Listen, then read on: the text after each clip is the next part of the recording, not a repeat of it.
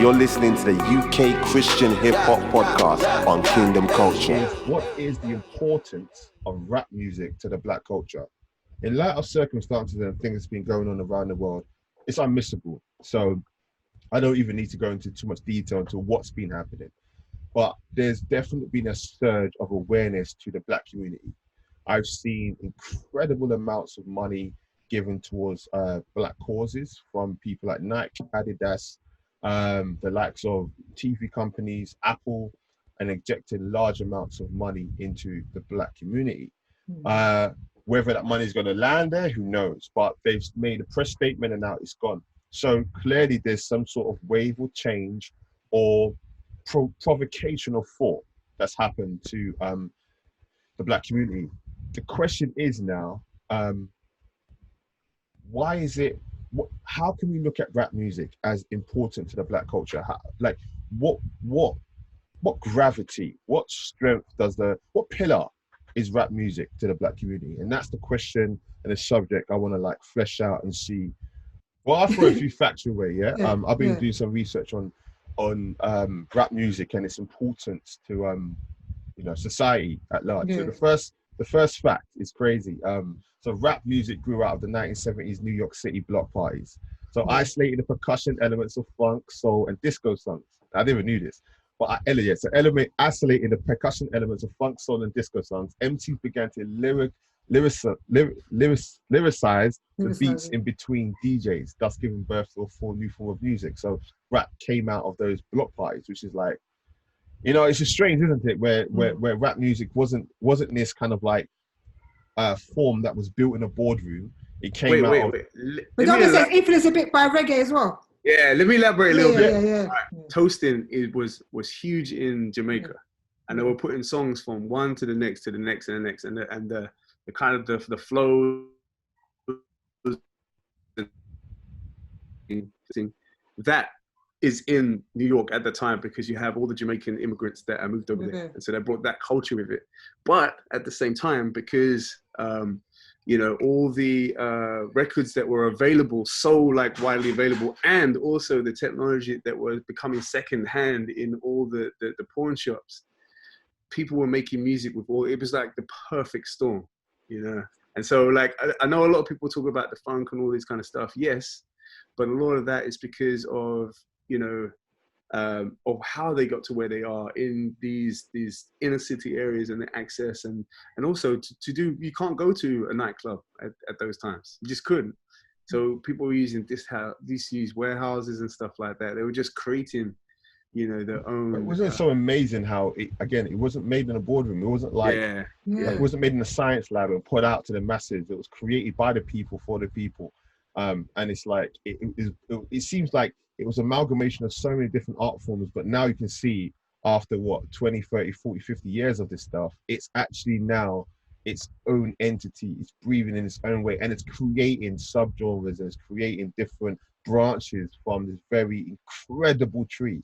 And everything, a red cedar oak, they're massive. They can grow up to 200 foot tall. They're absolutely huge. You can drive cars through them. That's how massive the tree trunk. So my analogy is to say that's what rap music and is like. It's this huge entity now that it's self-sufficient. It's self-evident that it generates its own income, and I'll dare to say even its own economy, if you know what I mean. The only thing I'll say to that, is the situation hasn't changed. So you said it wasn't made in a boardroom, but it was the boardroom that perpetuated it. So for example, what I'm trying to say, you wouldn't have reggae music if it wasn't for the Sailors bringing soul music. You wouldn't have soul music if it wasn't for people like Berry Gordy, who wanted to create his own label, doing his own sound with his own, black owned, because there were so many white owned artists, like on Cadillac Records, for example, who were exploited for their sound. You see what I mean? And then you go even further back when they were just looking for artists to record, and then discovered, what's his name? The blues guitarist, his name escapes me now. It's a shame. But I don't look at hip hop as being a big tree. I see black music as being the big tree, and that all of these branches has been these intersections where it's been exploited, some good, some bad, but Black art has always been the same. It's always been an opportunity to get out of a situation where creativity and necessity are kind of converged. And so all these subgenres, it's just, I see them just branching out of the necessity to create using the sound of today. You know what I mean? Motown's example was, hey, we just wanted to make the music for today, for the youth. You know what I mean? I wouldn't say they shunned jazz music, but jazz and blues didn't really speak for the generation that was. You see what I mean? And so, you know, the only reason why I interject there is because I hate how we could make hip hop almost an entity in its own, like it's actually growing itself. Because the only people who benefited primarily has been, you know, the Jewish or white execs that own the big record labels, and it's only gone the way that they could afford or want to perpetuate or push it. You know, they're not in the business of looking for new music anymore. We are the ones that create new music, and it's just based on necessity or the need to convey a different message for the time, and it may take a different rhythm, different tempo, different sound. You know, there's parts of me that would agree, but at the same time, there are parts of me that disagree with that. Based on like, I think the stats of the day, if it wasn't to be like hip hop being the largest genre in America, I would say maybe it's not a tree of its own. I do believe it is. Well, okay, so check this out. I think so. Every major genre in every decade has been black music, including rock music. You know, Beach Boys was sued because they basically stole what's his name's chord structure and the way he made his music. You know, Ray Charles. There's like there has always been, before it was called race music, there's always been a stealing of ideas. Even back as far as 1913, I think. I think my little baby's going to be interrupting me in a second. The first actual bona fide hit, and I took a note of it while I'm talking, was actually Muddy Waters was the blues artist I was talking about, guys. But yeah, the first hit is actually 1836. It's called Jim Crow. And it was just basically a guy traveling, and he heard a slave singing and dancing. And he literally took the words and the terminology, that's where you have the blackface, and he started performing it. It became a hit. It became a hit. And it hasn't stopped. I'm not saying that people are stealing ideas, but we've always been a culture of influence. And it's interesting how black people has always influenced pop music to the way it is. But it's always been the white execs. But I still thought, even though it is the white execs and so forth, we're looking at billionaires in hip hop music now. But hello, darling. Sorry for those who are listening about audio, but yeah, she's gorgeous. Oh, hello. she's grown so much. Wow. Oh look now, look, all the takes is going to go on her now. Yeah, all the takes is on her. Oh look. Calvin did that on purpose. Yeah. It's cool. No, but when I look at hip hop music, I think of itself as like, yeah, it is. I say it's in the field of black art, but I guess I believe it's its own entity in its own right. And you're right, there are major execs that have actually benefited off hip hop and that are not from the black, ethnically from black origins. But at the same time, we can look at huge labels that are currently available now that are black owned. But at the same time, I do believe hip hop itself has its own structure, it has its own. It doesn't need another genre like it used to do back in the 90s, where it needed R&B, it needed, to collaborate with different artists. Right now, it's self-sufficient. If we just released hip hop tracks after hip hop tracks, they would thrive and survive because I feel it's a genre that's accepted widely. But I do definitely believe that it's in the field of black art, definitely, amongst many different genres as well. But another fact for you is the first commercially successful rap albums were apparently the Sugar Hill Gang's Rappers Delight and Curtis Blows the Brakes. And when we think back to those times of when they made their music, and to what we have now. What's your thoughts? I mean, we all remember those two albums. What's your thoughts between what currently we have now to what is regarded as one of the first commercially successful rap albums? Sugar Hill's Gang's Rapper's Delight and Curtis Blows the Brakes. What's your thoughts, Cass, between the two? And so what was the last one? Sorry, say it again. So we got Sugar. And Sugar Hill Gangs. You know, I got distracted by Calvin's door, and I'm trying I'm just looking at how much she's grown. It's just going like, wow. Yeah. Sugar Hill Gang. Rapper's Delight in 1979 and Curtis Blows the Brakes in 1980. I'm not saying the music is better, but I think for that era, for that time, it was great for that time. You know, obviously things progress, things move on, people's taste for music changes. You know, your taste changes. So, so with Sugar Hill Gang, you had obviously the influence of disco and funk and that convergence. Yeah. But like I said, it was also the sign of the times because these are the only places that these were being played. Music had been played, and it's like almost like borrowing something that you're already familiar with and then adding something that is new and fresh for the youth of today. Just like today. I mean, to be honest with you, trap is just taking elements of, dance music, just like then, and so I don't see any difference, if I'm brutally honest. There just isn't that much. It was just that time, isn't it? It was just that time was just that was the in thing that time. Hip hop in itself is always been a funny word because you can't. It's not based on a chord structure. It's not even based on a beat pattern. It's barely hanging on to elements of rhyming in a particular fashion over, a groove, a beat, and this doesn't go that much further from what, like I said, they were doing in Jamaica, and from what they were doing in funk and disco. So, even you mentioned the 90s and the 90s, the R&B influence. Hip hop needed R&B because it was.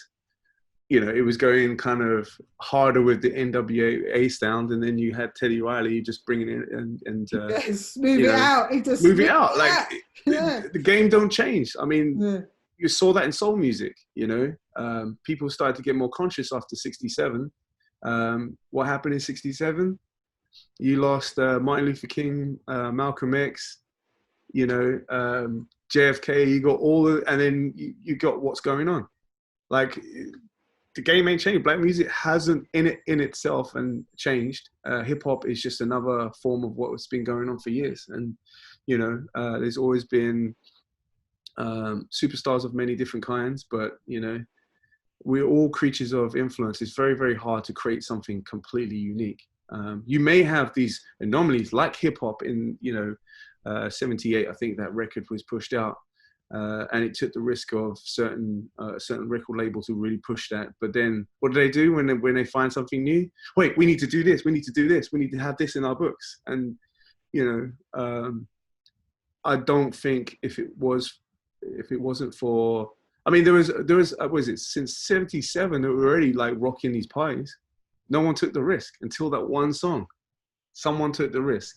And so, I don't think the genre itself would have created that. If someone took the risk with grime, it wouldn't be the way it is right now. It'd probably be even bigger. You see what I mean? And we've always been, the majors are the major tastemakers sometimes, but the creativity does come from the underground. And I think that in itself needs to be acknowledged for hip hop. Yeah. And also it's social ties. I'm not talking about social media, but I'm talking about, there's always, I wonder what the next generation music is going to happen when we have these significant events with COVID-19 and, the police shootings. And right now, I think we're up to the 5th suspected lynching. You've got people hanging around, but, they've been found, caught, hung up in significant places. They could look like statements, who knows? We're waiting on these reports. And this way date this podcast, but at the end of the day, it's hard. What is interesting is Black music is the most, throughout its history, is the most influential music style. There is no type of race of people around the world that has affected music so much as it has done with Black people in America. That's a very good point. Even for the fact, it's very hard for me to do work when it's like I can listen to like singing and soul and all of those types of music, and I can do my work.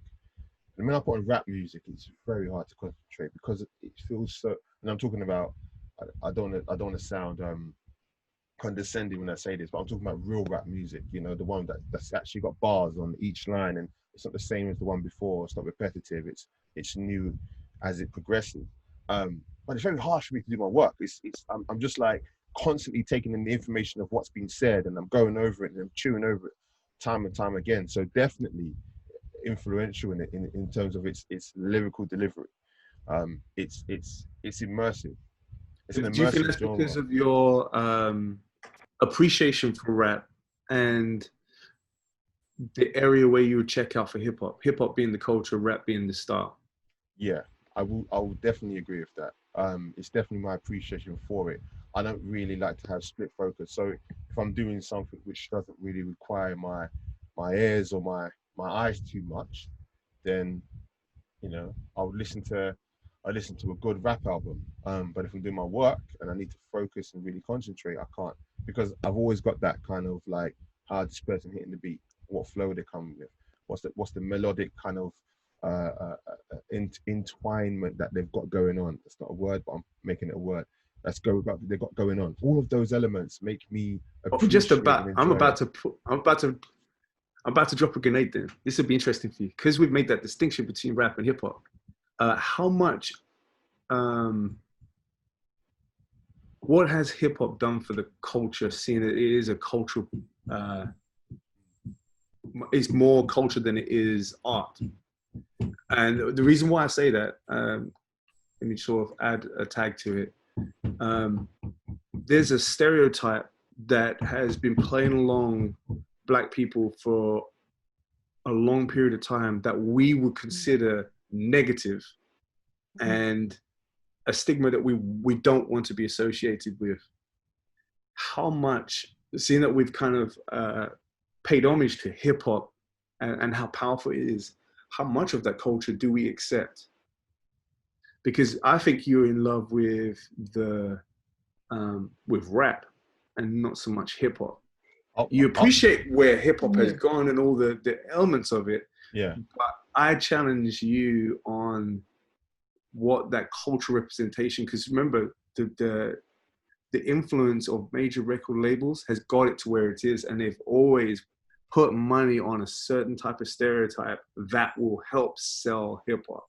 100%. And I would actually second that and be like, I am not a huge fan of the hip hop culture, but I'm a huge fan of the element and style of rap. I feel like rap itself is like the tool in the hand of hip hop. But again, I believe that there are so many elements in how we can take good things from something and create something that's fresh. Hence why I believe in Christian hip hop, because it's like we're saying, yeah, there are certain elements of hip hop that we embrace, but there are certain elements that we deny and we refuse. And I believe that whole womanizing, I mean, I found myself, I was on YouTube and I was like, right, you know what I'm going to do? I'm going to give one of those, I don't know what her name is, I can't remember, one of those Nicki Minaj, Cardi B lookalikes, a listen. And I was thinking to myself, this is the temperature of today. And that's the kind of that culture I refuse. And I grab a Tanique and I'm like, yes, you know? So I feel like there are elements of hip hop that I do like. Don't like graffiti, and I wouldn't graffiti and neither advocate graffiti in a legal manner. However, it's beautiful. I love abstract art and graffiti art. I think it's amazing. I like graffiti in the right places. I just don't like right it places. in the right places. Don't graffiti the shelves in my shop. That's gonna cost me a couple of grand to get removed. So please don't do that. You know what I mean? But I can appreciate that. That takes art and talent to do that. Break dancing. I mean, what people are doing now with their bodies are phenomenal. I mean, the way they make themselves. I'm like, how do you even do that? From where it was before to where it is now. So there's certain elements of hip hop, the culture of it, and the things that were so the pillars of what made it what it is. We can take and use those things. But I feel like where the labels and the execs who had no clue about the true hardships of culture in America, and again, for us over here, we may not adhere to a lot of the principles in America concerning hip hop music, but our own struggles, which kind of came up through grime and is coming through drill and all of these other elements. I feel like these guys, what they have caused hip hop to be through their love of money, so therefore bringing forward the constant idea of gangster and womanizing and, you know, just all of that, drugs and, you know, all of that. I feel like that for me personally is the thing that I go, no, I'll reject that. You know, as I would gravitate towards a Nas, but then I wouldn't gravitate towards a Styles P. You know, I listen to both albums and enjoy both artists, but me as a man now, neither. But if I was to choose, I would gravitate more towards a Nas because the consciousness speaks to the kind of person I am now, and I'd reject the Styles P because I'm like, yo, that's not healthy. So yeah. Speaking of which, I mean, so you know, because we're talking about, you know, social snapshots and music, its convergence and, you know, its development and appreciation of, you know, the culture versus the art, and, you know, where sometimes they're intertwined. I do think about, like, you know, the 70s blaxploitation movies and stuff, and, you know, a lot of people forget a lot of black actors couldn't find work, and that's the only area where they made money. Only area before Spike Lee. You see what I mean? And Spike Lee found it difficult to find finance. Difficult. And so I find, you know, we see that in music. When you look at music history, it was just as difficult for certain people. Like, and so, you know, that's why I'm very, very careful. I've become more careful, I guess, with, you know, paying homage to a genre and not so much the art. You see what I mean? And this is the reason why I wanted to kind of, you know, I know that you're a Christian, and I know that you appreciate the art form. I know you appreciate lyricism. You see what I mean? Lyricism in itself would be boring if we didn't have the beat. And so we know we need the musical aspects of what helps perpetuate the lyricism. But there's such a close connection. And this is the reason why we have to have things like Christian hip hop, just to kind of help people navigate. It is the form that you like without the culture that you hate. You see what I mean? And it's interesting that, you know, there are a lot of rappers that are calling out other rappers for playing into the culture and not so much the lyricism. And, you know, my hope has always been like that this show will be one of those places where it's not all culture and content for the sake of content, you know. And so, yeah, I hope it helps people understand that, you know, when we grown up listening to Siri. You asked Siri a question. The Siri answered your question. I don't know. I've got an iPad and a phone going off at the same time. We got Siri on the podcast too. So yeah. I'm glad I got my headphones on because you could probably trigger it off again.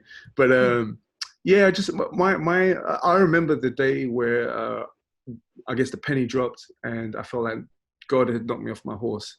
I had been a DJ for 12 years at that time, and I had over 6,000 records, and I was playing everywhere from Mayfair to Brixton and surrounding areas. And, you know, I enjoyed my career. I enjoyed the culture. I enjoyed, you know, being responsible for people's Thursday, Friday, Saturday, and Sunday nights. You know, I looked at the turntable as my pulpit, you know, which is strange to think so. And also the church I ended up going to was opposite from the Ministry of Sound, which is hilarious because I'm in the Ministry of Sound.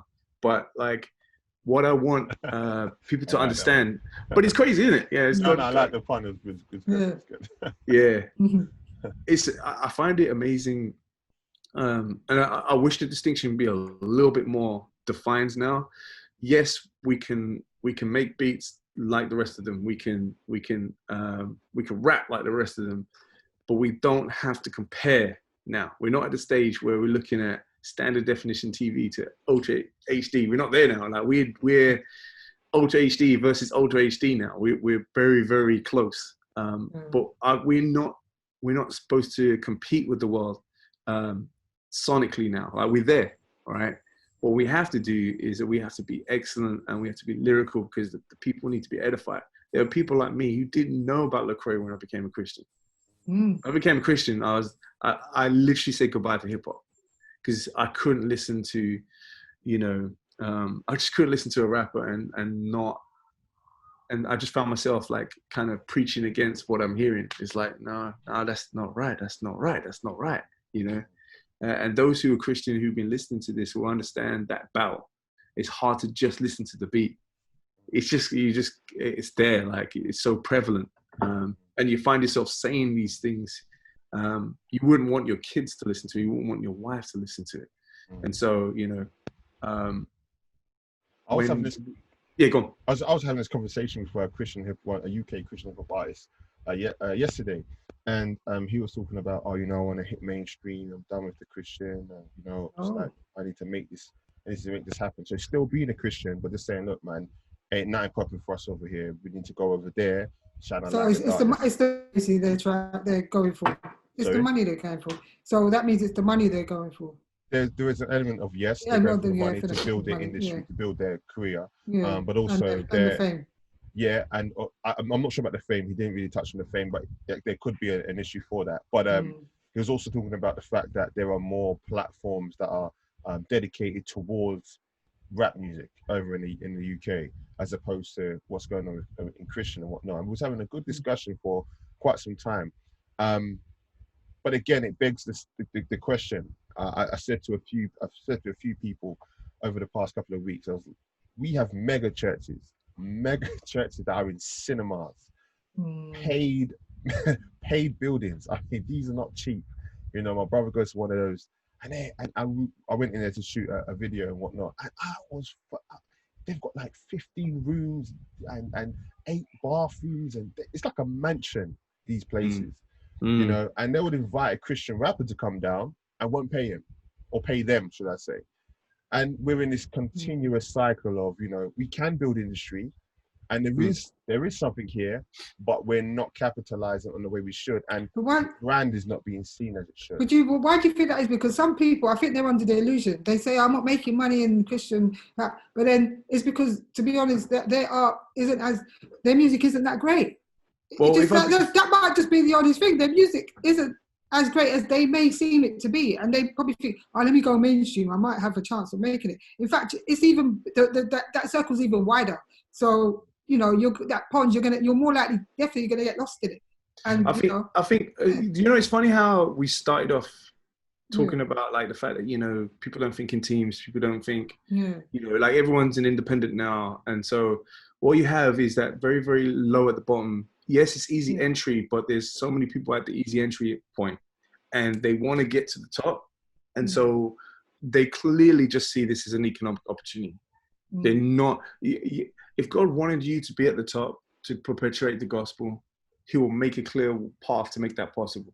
For you to be, I guess, a non-Christian, or non-CHH, but a Christian who happens to rap, He'll make that possible. And what you're saying is, you want all of the platform gives. And so basically you have to sign yourself to a major opportunity when you're in the mercy of a major record label who's taking a financial, putting themselves in a financial position, compromising themselves a little bit financially so that they can perpetuate you in the way that they want you to go, not the way you want to go.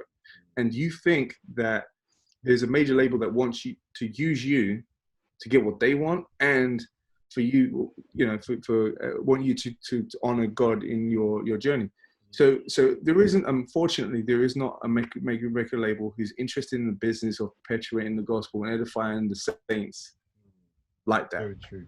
It's just, I mean, so you can't think. I understand about wanting to be on a mainstream platform for the opportunities, but that's no longer the heart of Christ in itself.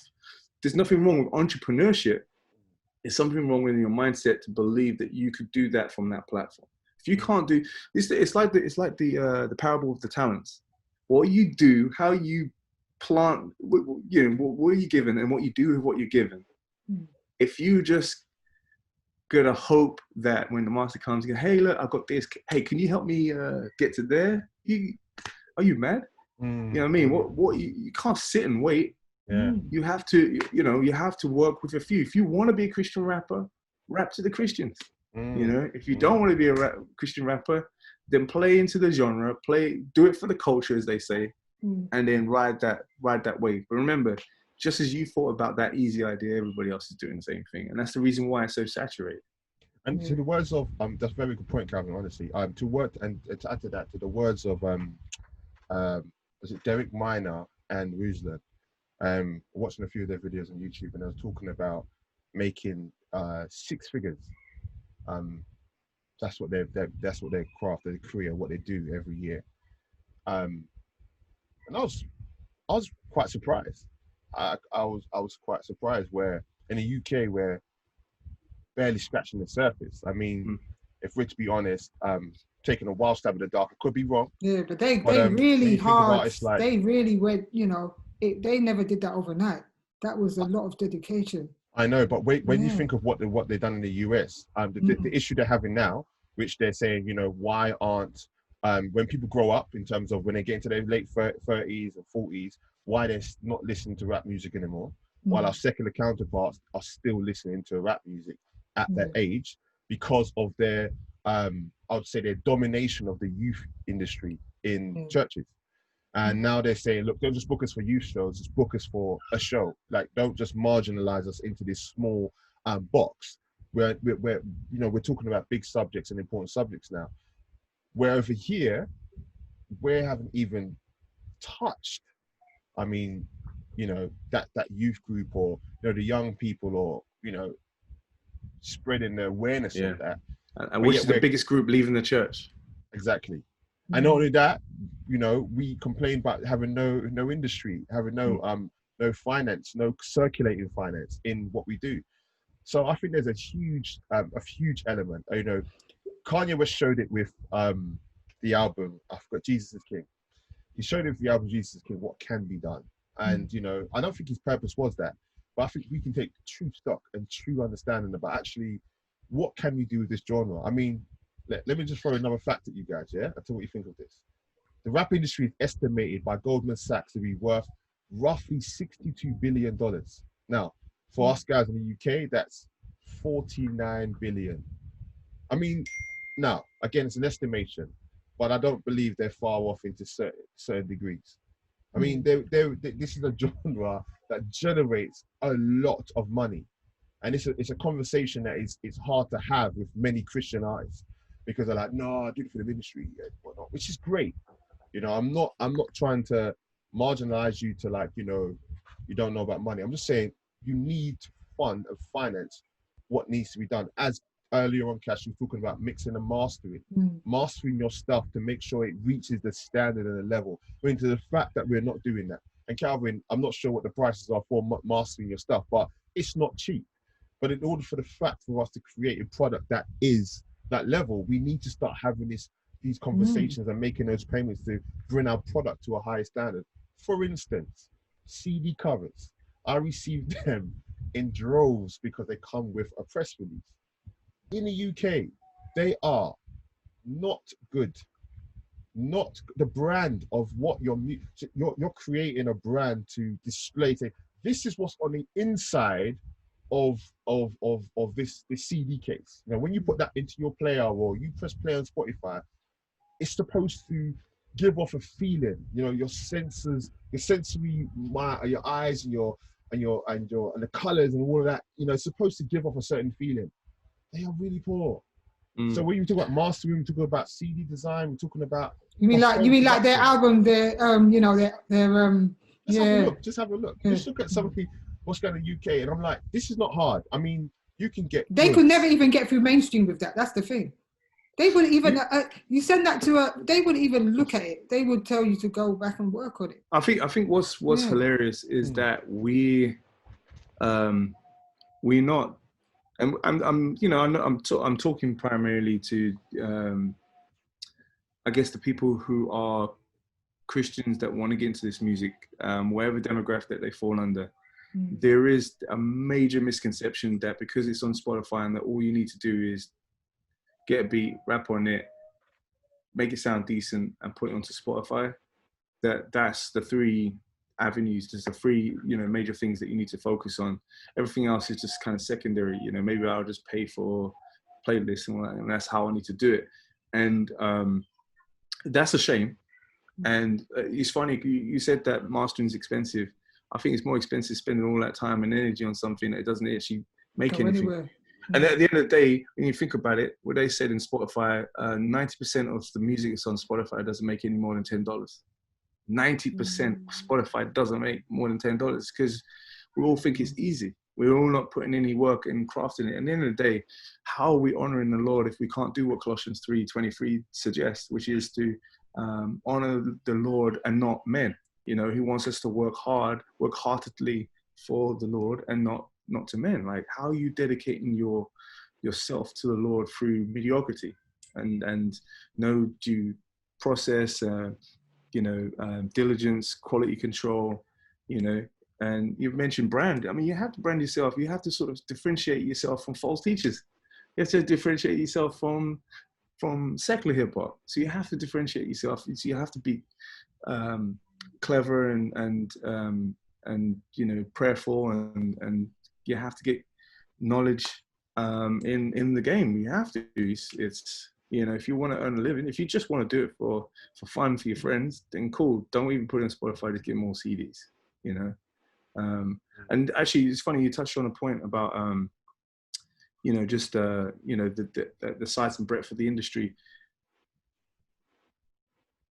Like, actually, it's a machine, all right? It has a way of input and output churn, and there's so much business away from in and around that. Like, you have to understand the whole industry for you to capitalize on it. And as a Christian, we have to look at industry as our Romans road. If you're doing Christian hip hop, you have to look at it as a vehicle for the gospel. It isn't the gospel. Christian hip hop won't be bigger than any. It will always Christian whatever will always be a subgenre of any genre. And we have to look at the hip hop culture as a vehicle for the gospel. That's the only way that we can be in the world and not of it.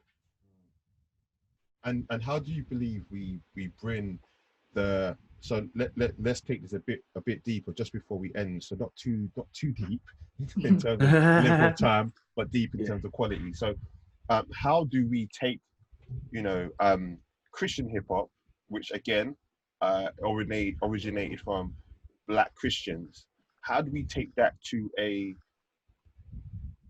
Caucasian, an Indian, a Chinese audience that are listening to that music through secular channels as Christians, Christian artists, Christian rappers, Christian producers, DJs, and so forth? It's funny, like, the game hasn't really changed. It's just gone online. If you just start with that, entrepreneurship has been the same as time, and so if you want to get anything to anyone, you have to start with the immediate audience in front of you.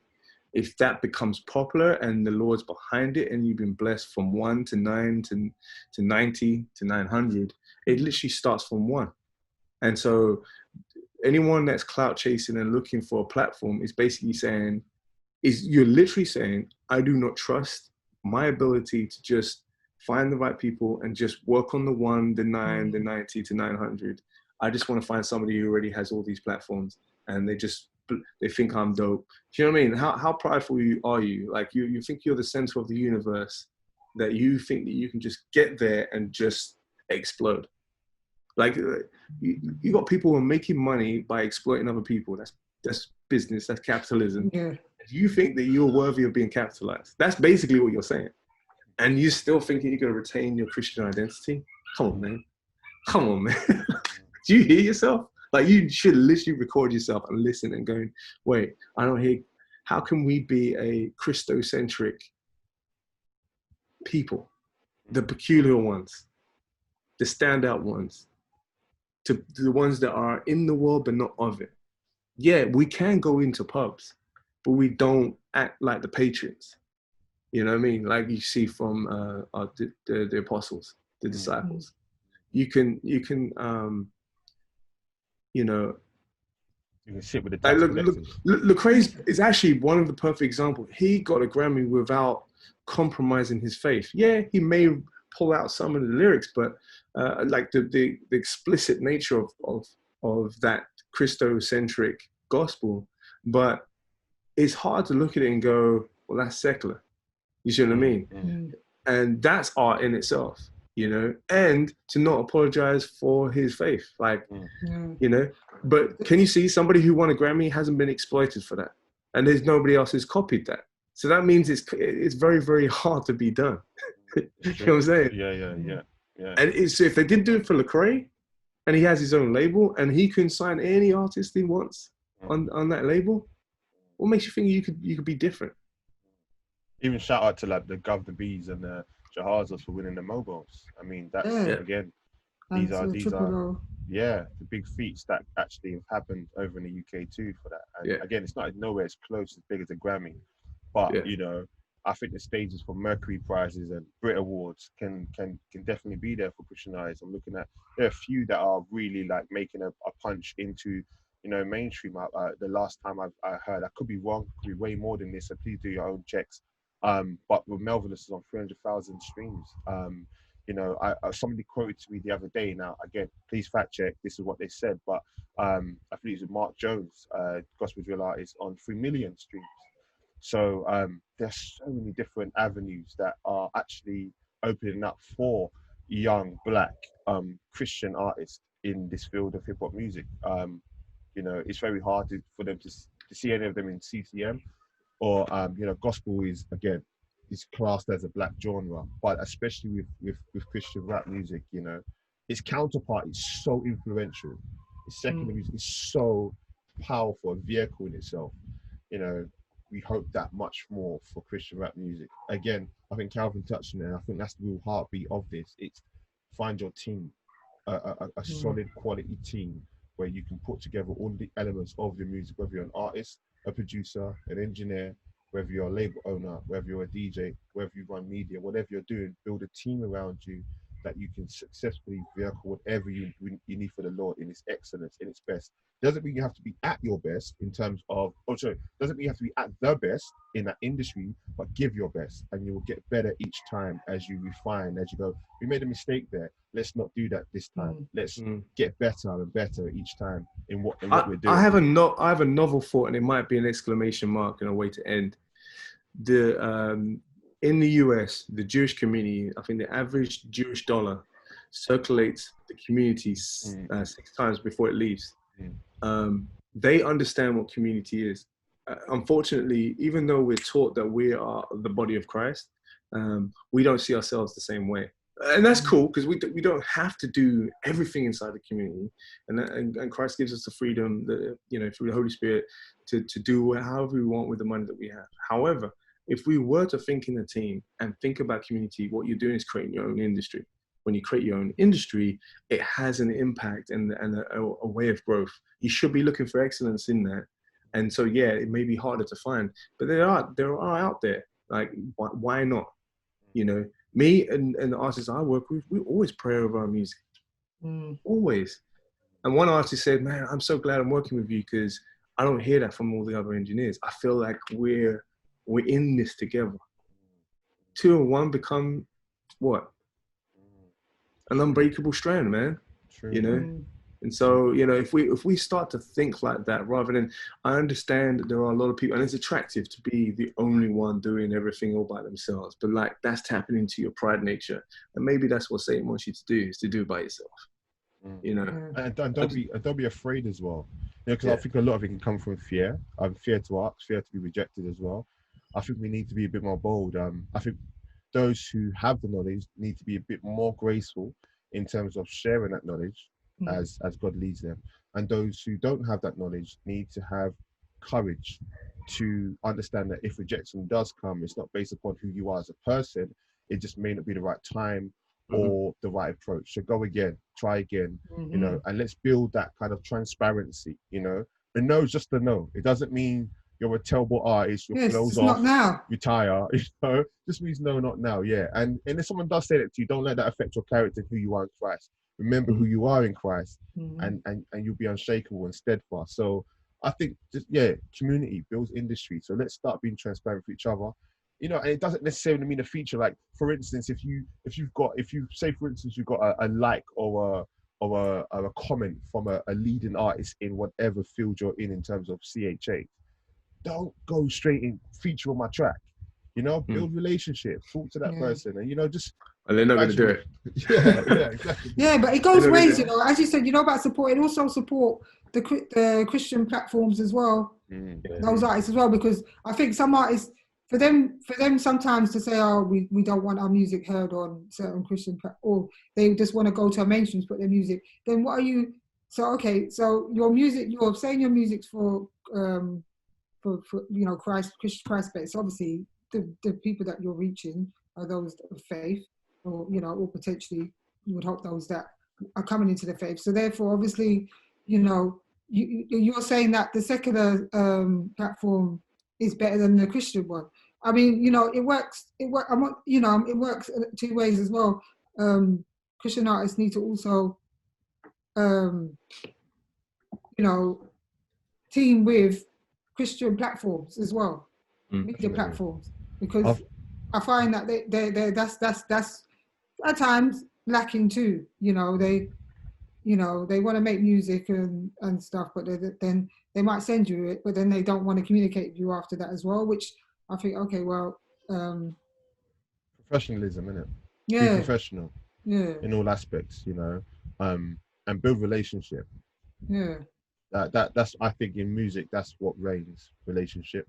Build genuine relationships. It's not about, you know, what can you do for me? It's about, there's a person behind that screen, there's a person behind that profile. Get to know who they are, build relationships, and those relationships will last. Yeah. So, okay, we've got to end it there. That was a great conversation. That was really good, really enlightening. There's so many nuggets in there. So again, you have the chance to listen again. It's recorded, so have a listen again. Like in your lunch or whatever you do when you're listening to this podcast. We'd love to know, actually, what are you doing? Please tell us. When do you listen to this podcast? You know, what, in the gym? Are you, you know, eating food? Or tell us what you're doing. We'd love to know. But anyway, thanks for listening. Subscribe on YouTube, iTunes, Google Podcasts, and Spotify Podcasts to stay up to date with the UK Christian Hip Hop Podcast. And remember, all UK Christian rap music, go to kcmix.com. That's kcmix.com. DJ Cassie, Calvin Venus, thank you very much for joining us. Till next time, peace. You're listening to the UK Christian Hip Hop Podcast on Kingdom Culture.